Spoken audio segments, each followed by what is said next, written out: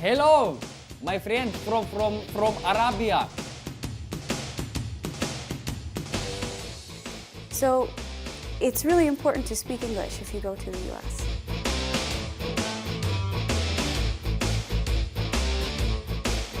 Vsak mesec so več ljudi in pride več ljudi in kako ti.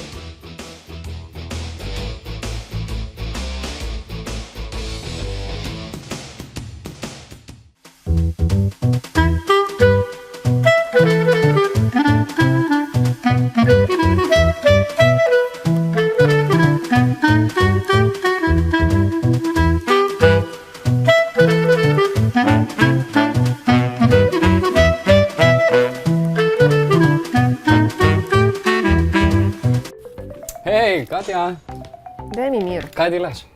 učim se. Učiš se, zakaj? Ker hočem dobiti dobro službo, daj mi mir. Daj, treba nekaj početi, Katja, no. Daj, pusti knjige. Kaj ti nimaš za razvijati tvoje super ideje? Veš kaj, jaz jo razvijam, pa skoraj da je razvita, že čisto v glavi, samo trenutek še. Primiraj še to. Še traja do tega, da pride na trg. No, glej, veš, kaj sem našel za tebe? Pusti to. Ne najdem knjig, ne morem se učiti, tečnariš mi, grem v knjižnico. Knjižnico? Pa jaz tudi grem v knjižnico, Katja, jaz tudi.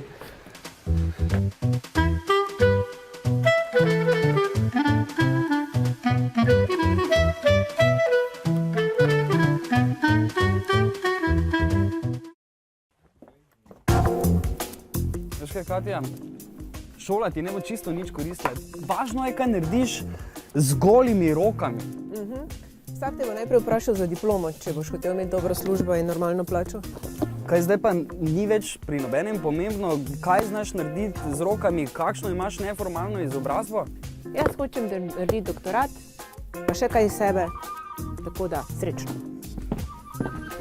Doktorat ni najboljše jamstvo dobre službe in večina novih podjetnikov propade v manj kot 2 letih. Kako pa ti to veš? Glede podjetništva sem slišal iz medijev, glede šolstva pa tako kot večina Slovencem služim zdaj že 15 let v slovenskem izobraževalnem sistemu. Pa mislim, da sem že slišala za tebe. Pa nisi ti tisti, ki si v srednji šoli že izdal eno knjigo? Sejem celo 2. Aha, to pa mogoče ne bi bilo slabo, da bi nam kaj več povedal. Imaš čas? Imam čas. Da pa gremo. To pa knjiga je, da? Kaj pa ti praktično misliš o trenutnem šolskem sistemu? V enem eseju sem zapisal, da je slovensko šolstvo bolj konzervativno od katoliške cerkve. Ker če pogledamo, večina predmetov, ki so danes del in osnovne in splošne srednje šole, je na predmetniku vsaj od 2. svetovne vojne dalje, večina vsebin pa verjetno še prej.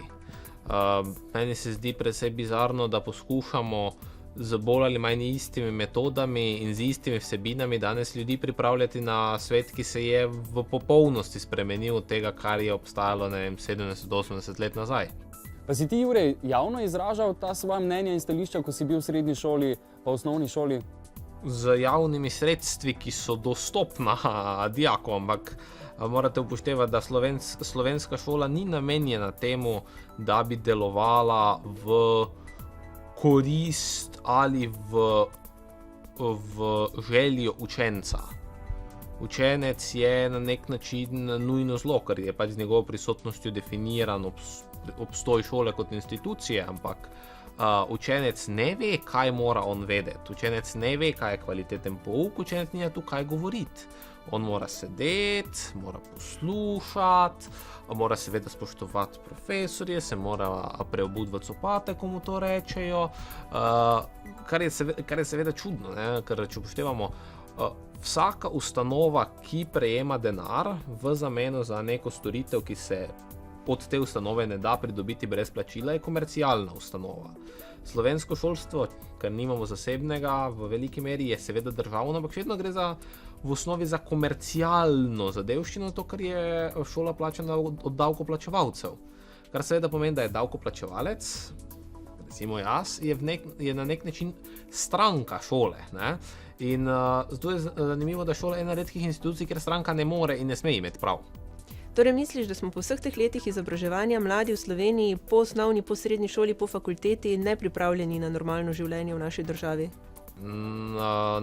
Naučil si se ne vem koliko vseh podrobnosti zgodovine, 4-krat si predeloval linearno funkcijo in tako naprej. Skratka, večina odraslih, če bi jih zdaj poslali na teste srednje šole, ne bi dobile kakršnekoli spodobne ocene, razen na tistem nekem poklicnem področju, s katerim se ukvarjajo.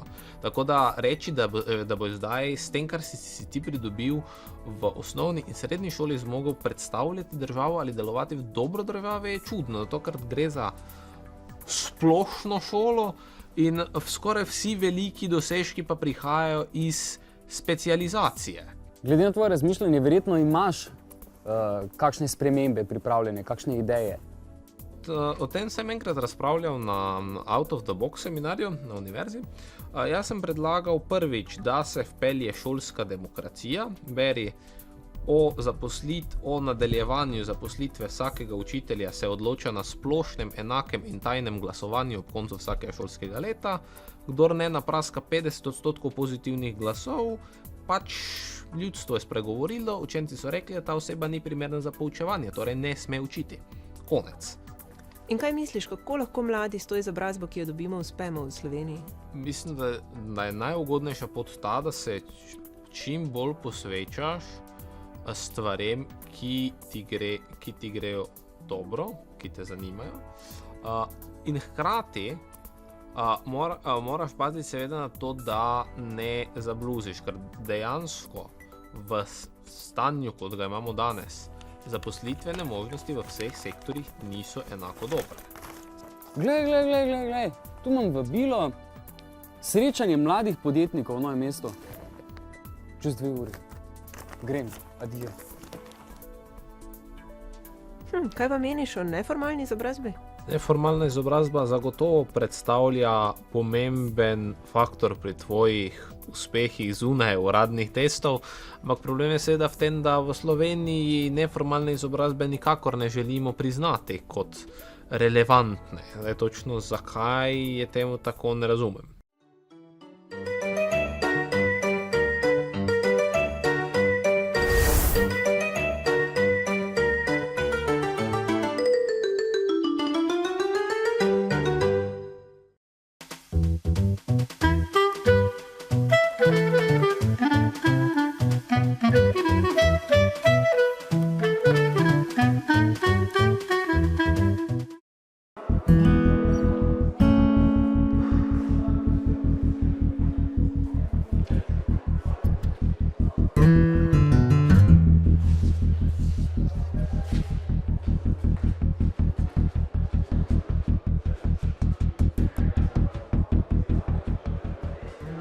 Zdravo, koga iščeš?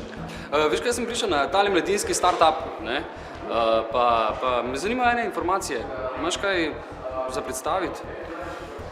Za predstavitev idej si drugače že majčkeno pozno, mi smo že začeli delati. Pa lahko pogledaš naokrog, kaj se dogaja, mogoče se pridružiš kakemu timu. Kakšna pa je ta konkurenca? Zdaj ne vem, kdo ti je direktna konkurenca. 23 timov je tukaj, delajo na zelo različnih stvarih, vsi ti gotovo niso konkurenca, mogoče pa kdo je. Zdaj ne vem, kaj ti konkretno počneš. Ja, ne bom izdal vsega, ne, kaj jaz počnem. S čim se ukvarjajo ti mladi? Kakšna je? Kaj delajo? So to aplikacije ali kaj?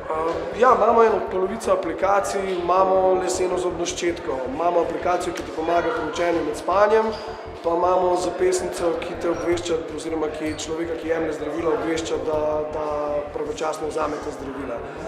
Imamo naročniški model za damske vložke, pa imamo čokolado oblikovano po okusih različnih slovenskih regij in vse vmes. Kaj pa dobi tisti, ki zmaga? Potovanje v Silicijevo dolino in kontakt s potencialnimi investitorji. To je zdaj približno sredina procesa, na katerem bomo pelali ideje v enem vikendu od same gole ideje do neke realizacije, ki je primerna za lansiranje na trg v nedeljo. Tako da nagrada je nominacija za sodelovanje v končnem izboru, ki ga bomo naredili sredi maja. Katere srednje šole pa si ti?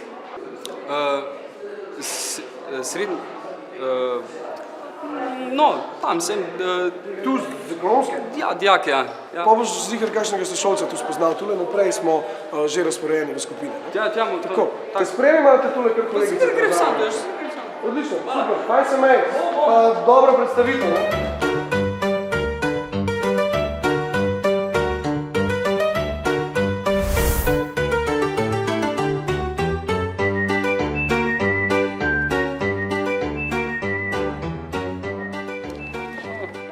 Zdravo, fantje. Zdravo. Kaj delate? To je zapestnica, ki te bo opozarjala, da moraš vzeti zdravilo, predvsem za starejše. Kdo je prišel od vas na to idejo? Ja, v bistvu vsi skupaj na krožko na začetku, potem pa pač vsak svoj del razvija, pa na koncu smo bili zdaj kup toven. Aha, ampak zakaj pa še nimate izdelka v fizični obliki? Zato, ker moramo zdaj, ker smo vsem prišli še s toliko nedodelano idejo, da nismo mogli že naročiti prej tega in zdaj moramo iz Kitajske oziroma iz drugih držav dobiti prvo dele še, da lahko se stavimo v skozi. Koliko to stala ta ideja za začetek? Ne? Računamo do 40 €, ampak mislim, da bo kar nižja cena še dosti lahko prišla na koncu. Naravno, no, hvala no, za idejo. Dobre.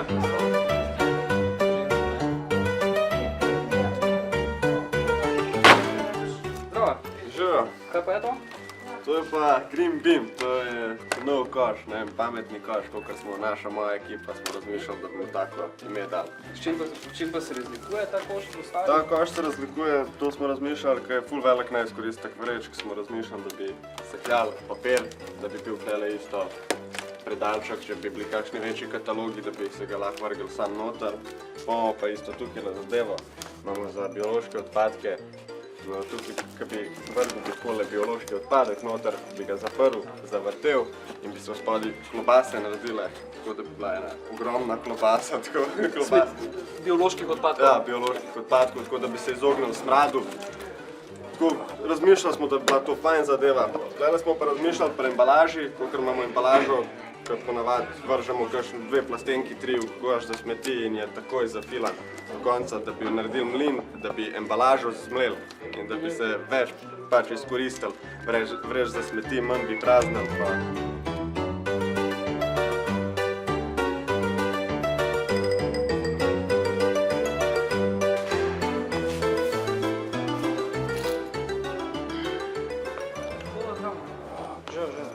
Kaj pa, imaš to? Aplikacija delam. Ja, kakšna? V bistvu gre za deljenje prostora v taksijih. Res? Ja. Se lahko ti pokažem. Povej. Začetka. Kako deluje? Deluje čist preprosta, ful enostavna aplikacija. Na začetku se vpišeš, pritisneš start, tukaj daš ali iščem, da iščeš, v bistvu iščeš večje skupine ljudi, ki se jim lahko pridružiš, oziroma share, da deliš samo z enim. Tukaj izberemo eno izmed teh, recimo iščem. Pa recimo mesto, ja. In poveš, kje si in potem dokot bi želel iti. Ja. S kom? Daj mi lahko poveš, če je kakšen taksi tu v bližini do Maribora, bi rabo enega. Do Maribora. Sekundo. Maribor, trg. Ja, evo, čez 3 minute te čaka za vogalom.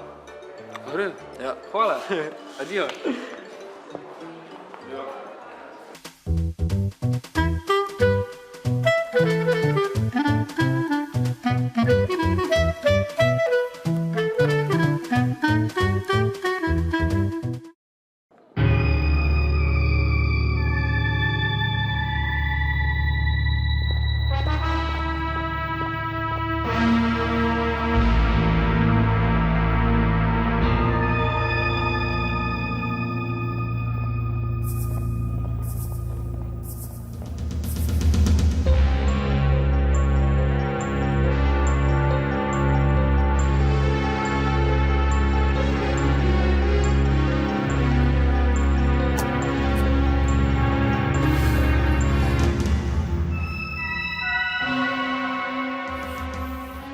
Malo zgleda zaskrbljena, ste ne sracaj, ampak... Ja, veš kaj razmišljam, ali bi se vpisala še na nadaljnji študij ali ne, iščem delo, pa bi rada vedela, ali bi mi pomagal še kakšen študij, kakšen takšen, v katerem lahko dobiš več dela, pa sedaj pa, ko sem tukaj pred samo zgradbo, pa več ne vem, ali naj grem noter ali naj ne grem. Ja, v bistvu imaš opcijo, da greš na univerzo, ne, lahko pa, mislim, jaz sem imel podobno dilemo, ne. Zdaj, če, mislim, po mojem mnenju, pa oziroma moje izkušnje, ne rabiš imeti dodatne izobrazbe zmeraj, ne. Tebi je uspelo? Ja, mislim, sem na poti uspeha. Zdaj ne bom rekel, da sem že zelo uspešen, ampak sem že na vsaj drugi stopnički. Jaz sem na primer bil tam pri sosedih na Ferju, se pravi elektrotehnik. Še vedno sem nekje v tem območju, da še nisem, ne. Pa sem se pa srečal pred parimi leti z v bistvu treningi mehkih veščin oziroma z tem dodatnim izobraževanjem, neformalnim izobraževanjem. In zdaj v bistvu delam kot team building trener, pa študentski trener na tem področju in je čisto druga stroka, oziroma ne tega, zakaj sem se izučil, pa tudi odprlo mi je cel nov svet. Ne. Torej predlagaš, da se rajši že med študijem mladi udejstvujejo v takšnih raznih obšolskih dejavnostih? Ja, jaz sem imel na srečo, ne, pač sem še vedno študent starega sistema, kjer smo imeli malo več svobode. Jaz sem v 2 letih prepotoval 11 evropskih mest v 8 različnih državah, kjer sem pol večinoma bil na izobraževanjih dodatnih, pa sem že pol vodil, ko sem enkrat prišel to, se spoznal s trenerstvom. Tako da v času študija imamo res, mislim, naj bi imeli tisto možnost spoznavati širni svet in se tam udejstvovati, ampak malo se nam zapirajo te možnosti in je to v bistvu zelo žalostno. V naši generaciji so starši ves čas govorili, da moramo v šolo pa študirati, ker potem bomo imeli tudi dobro službo. Je še vedno tako? Ja, to je zelo lepo od naših staršev že, verjetno tam izvira, ne, pač iz starega socializma ali pa kaj podobnega, ne, se nisem politično se namešavam, ker mi niso glih poznane stvari, ampak res je, pejt na faks, dokončaj diplomo, zdaj ponovim, pejt na doktorat, da boš nekaj postal. Je v bistvu zelo taka zanimiv paradoks, ne. Vsi imajo doktorate, dela pa ni, ne. Pa vsi bi radi bili, ne vem, od zdravnikov do profesorjev, do vsega. V bistvu šolstvo je dosti zaprto, ekonomistov imamo ful veliko, pravnikov imamo ful veliko. V bistvu pa te stvari, ko jih imamo, neformalno izobraževanje, predstavitvene veščine, potem pa enkrat prideš v neko firmo, se srečaš z vodenjem, z delom z ljudmi, z motivacijo, te stvari pa naučijo. To je v bistvu prva stvar, ki bi te mogli na fakulteti v bistvu naučiti. Kaj potem predlagaš mladim? Kaj mladim predlagam je, da si najdejo neko lokalno ali pa mednarodno društvo, ki se povezuje na ven. Lokalna so zelo dobro zdaj, ker je to veliko lokalnega mreženja, še bolj so pa neka evropska ali pa svetovna društva, združenja, ki omogočajo mladim, da stopijo en korak ven. Slovenija je zelo lepa, pa zmeraj se lepo vračati nazaj, ampak ko greš ven, ti nekatere stereotipe ti čisto razbijejo o ljudeh, ki so okoli tebe, nekateri ti zelo okrepi. Mi bi mogli v bistvu dobiti vsaj tiste osnove tako imenih mehkih veščin oziroma soft skillsov, kako komunicirati z ljudmi, poslovni bonton, šele na koncu je tvoj cilj, da dobiš neki zaposlitev in se moraš znati obnašati. Moraš znati se tudi prilagajati in učiti in do tega priješ z določenimi veščinami, ki jih pa na fakulteti, niti z zgledom, ki jih imajo profesorji, nažalost, niti kot znanje teoretično ga ne predajo. In kaj misliš, imamo mladi v Sloveniji prihodnost glede na sodobne čase? V Sloveniji ne vsi. Zato je zelo veliko ljudi, ki se odpravlja ali sosednjo Avstrijo, sploh iz tega štajerskega dela pa koroškega, zelo hitro gre v Avstrijo delati, sploh z znanjem nemškega jezika. Še vedno imamo v Sloveniji dosti perspektive, sploh zdaj, ker se je uradno kriza zaključila. Se zaključuje, no. Zdaj ne bomo mogli tega predstavljati, se še ne bo, ampak se pa stvari obračajo, ampak za vse doktorje, pa za vse magistre in vse ostalega dela definitivno ne bo. Je pa žalostno, da v bistvu izobražujemo visoko izobražen kader, rabimo pa v bistvu tista osnovna fizična dela, ki pa jih nihče noče več opravljati, zaradi tega, ker je to nekaterim počastjo in nekateri pa v bistvu ne vidijo, kaj v bistvu na koncu veseli. Zdaj si mi dal kar misliti. Zdaj res ne vem, ali naj sploh grem na to univerzo ali ne, ampak bom še premislila. Hvala lepa, mimogrede, jaz sem Katja. Jaz sem pa še veseli. Lepo se mej, adijo. Enako.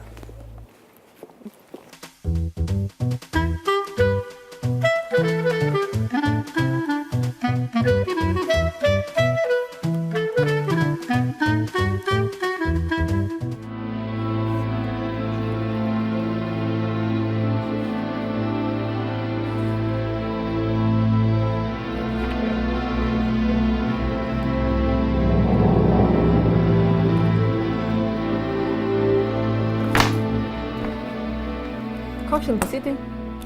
Ti nisi v šoli? Sem ugotovila, da bo za šolo še čas. Prav tako kot šola je pomembna tudi neformalna izobrazba in pa tudi izkušnja.